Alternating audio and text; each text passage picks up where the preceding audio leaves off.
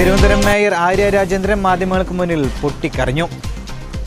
Thiruvananthapuram Thampanoor railway station വളപ്പിൽ ആമയഞ്ചോട് മാലിന്യം നീക്കാനിറങ്ങിയ ശുചീകരണ കരാർ തൊഴിലാളി കാണാതായതുമായി ബന്ധപ്പെട്ടുള്ള തിരച്ചിൽ പോലീസ് റെസ്ക്യൂ ഫയർഫോഴ്സ് ടീം നടത്തിയിരുന്നു. 48 മണിക്കൂറിന് ശേഷം ജോയുടെ മൃതദേഹം കണ്ടെത്തിയതുമായി ബന്ധപ്പെട്ട് മാധ്യമങ്ങളെ കാണാനെത്തിയപ്പോഴാണ് തിരുവനന്തപുരം മേയർ ആര്യ രാജേന്ദ്രൻ പൊട്ടിക്കരഞ്ഞത്. കൂടുതൽ ദൃശ്യങ്ങളിലേക്ക്. സ്വാഭാവികമായും അവിടുന്ന് ബോഡി താഴെ പോയി കഴിഞ്ഞാൽ ഗ്രില്ലുണ്ട്. ഈ ഗ്രില്ലിൻ്റെ ഇടയിലൂടെ പോകുന്ന ആരും ഗ്രില്ല് അടച്ചിടുന്നു. അപ്പോൾ സ്വാഭാവികമായും നമ്മുടെ പ്രതീക്ഷ എന്താണ്? ഈ ഗ്രില്ലിനകത്തുണ്ടാവും.